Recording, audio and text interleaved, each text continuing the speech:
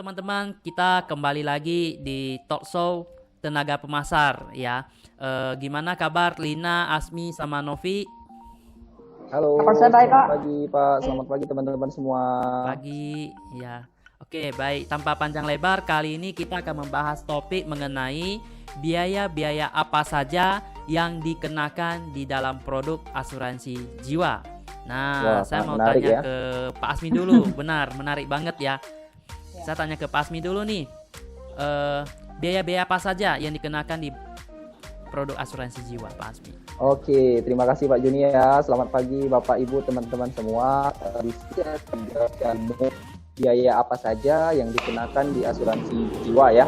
Ada beberapa biaya yang timbul jika kita memiliki polis asuransi jiwa. Namun, Bapak Ibu yang sudah memiliki polis asuransi jiwa perlu tanyakan ke agen Bapak Ibu terlebih dahulu. Dikarenakan setiap polis asuransi jiwa berbeda-beda biaya-biayanya yang dikenakan dan tergantung kebijakan perusahaan asuransi tersebut ya. Yang termasuk dalam biaya yang ada di asuransi jiwa biaya akuisisi, biaya asuransi, biaya administrasi, biaya cetak polis, dan biaya perubahan polis. Ada juga yang namanya biaya investasi, biaya top up, dan biaya penarikan, serta biaya penebusan polis. Mungkin Bapak Ibu teman-teman di sana mengira banyak banget biaya, tapi jangan khawatir. Ada juga biaya penalti apabila akibat pemulihan polis dan lain-lain. Nah, nanti secara rincinya mungkin teman saya ada yang jelaskan ya. Oke, saya jelaskan hanya secara umum saja. Terima kasih Pak Jun. Oke, terima kasih Bapak Ibu, jangan khawatir ya, tadi sudah diinfokan oleh Bapak Asmi bahwa semua biaya yang disebutkan Pak Asmi tadi tidak secara seluruhnya dikenakan dalam polis Bapak Ibu. Ini polis Bapak Ibu tinggal cek, tanyakan ke agen kira-kira biaya apa saja yang dikenakan. Benar ya Pak Asmi? Betul. Makanya tadi Pak saya tekankan tidak usah menyamakan semua polis asuransi. Kalau yang sudah punya, tanyakan ke agen biaya apa aja yang kena, karena simpelnya masing-masing polis itu memiliki perhitungan masing-masing. Jadi secara umumnya itulah biaya yang dikenakan pada saat kita memiliki polis asuransi jiwa. Oke, mantap. Baik, berikut saya mau tanya ke Novi. Tadi disebutkan biaya akuisisi dan biaya asuransi oleh Bapak Asmi. Apa itu biaya akuisisi? Apa itu biaya asuransi? Biaya akuisisi adalah biaya yang dikenakan sehubungan dengan permohonan pertanggungan dan penerbitan polis, seperti biaya-biaya pemeriksaan kesehatan, biaya-biaya pengadaan polis, dan pencetakan dokumen, ataupun biaya lapangan, biaya kos, dan telekomunikasi, serta biaya-biaya lainnya. Kalau biaya asuransi adalah biaya yang dikenakan sehubungan dengan uang pertanggungan yang diberikan. Biaya asuransi tergantung dari besarnya uang pertanggungan, usia dari waktu ke waktu, jenis kelamin, pekerjaan, merokok atau tidak, dan lain-lain. Nah, oke, berarti sudah jelas ya biaya asuransi sama biaya akuisisi. Baik, berikut saya mau tanya lagi ke Lina. Apa itu biaya top up, biaya administrasi? Ya, baik Pak, teman-teman, saya akan coba menjelaskan ya tentang apa itu biaya top up dan biaya administrasi. Nah, kalau biaya top up itu adalah biaya yang dikenakan sehubungan dengan adanya kita biasa bayar premi, ada bagian ke premi berkala dan premi berkala top up atau disebut dengan true saver. Di ilustrasi biasanya ada dituliskan ya. Nah, jadi biaya itu yang dikenakan dan salah satunya adalah biaya premi top up tunggal. Ya, jadi satu adalah premi berkala untuk saver, satu lagi adalah premi top up tunggal. Itu yang disebut dengan premi top up. Ya, jadi top up berkala dan top up tunggal. Sekali lagi saya menegaskan ya. Nah, kalau satu lagi namanya biaya administrasi, seperti yang kita tahu di mana-mana ada biaya administrasi ya. Nah, biaya administrasi tentu berhubungan dengan apapun yang berkaitan dengan administrasi di perusahaan asuransi. Itu kira-kira penjelasan dari premi top up dan premi administrasi. Nah, jadi berapa sih premi top up? Biasanya premi top up itu dikenakan 5%. Nah, perhitungannya seperti apa? Untuk lebih jelasnya teman-teman di sini bisa tanyain ke agen-agennya ataupun menghubungi kami untuk lebih detailnya tentang biaya-biaya ini. Sedangkan untuk biaya administrasi di masing-masing polis itu berbeda. Juga boleh untuk info lebih jelasnya boleh tanyakan kembali ke agen. Pak agen, Bu agen, saya kan mengambil polis unit link misalnya ya, unit link. Nah ini yang syariah berapa biayanya? Nah itu bisa ditanyakan tuh lebih jelasnya ya teman-teman, supaya kita ada gambaran bahwa oh ternyata di dalam polis asuransi biaya-biayanya ini ya, begitu. Gitu sih, terima kasih Pak Juni. Oke, nah tadi kita biaya-biaya yang kita sebutkan itu adalah biaya-biaya konvensional. Namun kalau biaya syariah itu ada iuran tabaru ya, lalu juga ada iuran wakalah dan lain-lainnya juga ya. Oke, baik, terakhir saya mau tanya ke Pak Asmi. Apakah uang pertanggungan ataupun jaminan asuransi yang dicairkan oleh perusahaan asuransi itu dikenakan pajak? Wow, ini menarik ya, karena banyak mungkin di luar sana siapin aset, tapi khawatir nih pasti pajaknya dong, betul. Nah, ini saya sedikit jelaskan secara umum kembali tentang uang pertanggungan, apakah dikenakan pajak. Oke, jaminan asuransi yang dicairkan oleh perusahaan asuransi tidak dikenakan pajak. Saya tekankan lagi, tidak dikenakan pajak.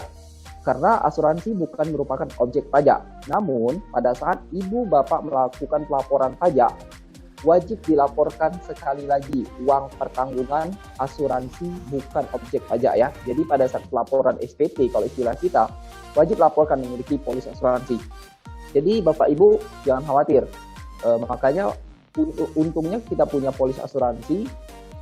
Jangan khawatir pada saat terjadi apa-apa dengan kita, ahli waris tidak perlu repot yang namanya ngurus balik nama, ngurus apapun yang berhubungan dengan biaya-biaya. Karena secara otomatis nggak dikenakan yang namanya perubahan nama pada saat ahli waris terjadi resiko, pada saat kita terjadi resiko. Jadi secara otomatis anak istri langsung bisa menikmati hasil yang, bukan menikmati ya, dari segi bisa memanfaatkan uang pertanggungan yang sudah kita siapkan. Karena saya tekankan kembali, polis asuransi bukan objek pajak. Oke, terima kasih. Mantap. Oke, sesi kita sudah berakhir. Boleh kasih closing statement Novi, Asmi, sama Lina. Nah, siapa dulu nih? Terserah. Ya, Bu Novi dulu ya. Ya, saya dulu boleh. Selamat pagi Bapak dan Ibu. Statement saya adalah Bapak atau Ibu tidak perlu khawatir akan biaya-biaya asuransi atau biaya lain yang terdapat di dalam polis, karena biaya tersebut tidak akan lebih besar dari pertanggungan, malahan pertanggungan lebih besar dari biaya-biaya yang Anda bayar. Terima kasih. Mantap, berarti biayanya lebih kecil, uang pertanggungan yang didapatkan jauh lebih besar ya. Oke, berikut Ya. Lina atau Asmi. Silakan Bu Lina. Oh, saya dulu ya, baik. Oke, hai teman-teman. Ya, saya mau sarankan seperti yang sudah Novi sampaikan kepada kita, teman-teman jangan khawatir ya bahwa biaya asuransi kalau dibandingkan dengan jumlah pertanggungan pasti jumlahnya lebih kecil ya. Kita bisa lihat jumlah pertanggungannya jauh lebih besar. Oleh karena itu, apalagi di masa seperti saat ini, teman-teman bisa lihat sendiri dengan keadaan dunia yang COVID belum berkurang ya, bahkan jumlahnya bertambah. Silakan ayo pastikan bahwa polis Anda tetap aktif. Bagaimana caranya? Ya tentu kalau untuk lebih amannya ya pembayaran premi secara rutin. Namun kalau ada teman-teman yang ada kena dampak karena COVID dan merasa aduh ini macet, pembayarannya macet, gimana ya solusinya? Nah teman-teman bisa coba menghubungi agent Anda ya, ataupun jika ada kendala agent Anda tidak aktif lagi, Anda boleh menghubungi kami di telepon kami yang tertera nanti di YouTube ini. Nah, kalau biasanya sih, kalau kita sudah pembayaran polis unit link lebih dari 2 tahun, 3 tahun, 5 tahun, dan di dalamnya ada nilai tunai, biasanya bisa ada sistem cuti premi. Cuma yang untuk lebih jelasnya, kita harus lihat polis per polis ya. Jadi baiknya teman-teman hubungilah agent Anda dengan segera ataupun menghubungi kami. Nah, ingat, pastikan polis Anda tetap aktif kapan saja, apalagi di masa COVID ini ya, tentu polis keluarga Anda juga begitu. Itu sih saran dan pesan saya. Terima kasih Pak Juni dan teman-teman. Mantap. Terakhir Pak Asmi, lebih yang Oke, bagus di belakang ya. Kayaknya udah diambil, diborong Lina semua ya. Sama Novi ya di forum. Oke. Ya. Jadi saya paling nambahin dikit, ya sama sih dengan yang tadi Bu Novi sama Bu Lina juga katakan, jangan khawatir dari segi biaya. Karena yang namanya biaya asuransi itu biaya yang dikenakan di polis asuransi pasti lebih kecil dari uang pertanggungan. Di sini mungkin saya lebih menekankan keunggulan paper asset atau asuransi jiwa dibandingkan yang namanya real asset. Apa bedanya? Ya kalau mohon maaf ini banyak kejadian di lapangan. Salah satunya contoh aja nih ya, kepala keluarga meninggalkan sejumlah meninggalkan sejumlah aset, rumah, ruko dengan total lebih kurang 10 miliar. Pada saat mohon maaf kepala keluarga tersebut disuruh pulang sama yang maha kuasa, akhirnya ahli waris anak istri bingung. Kenapa?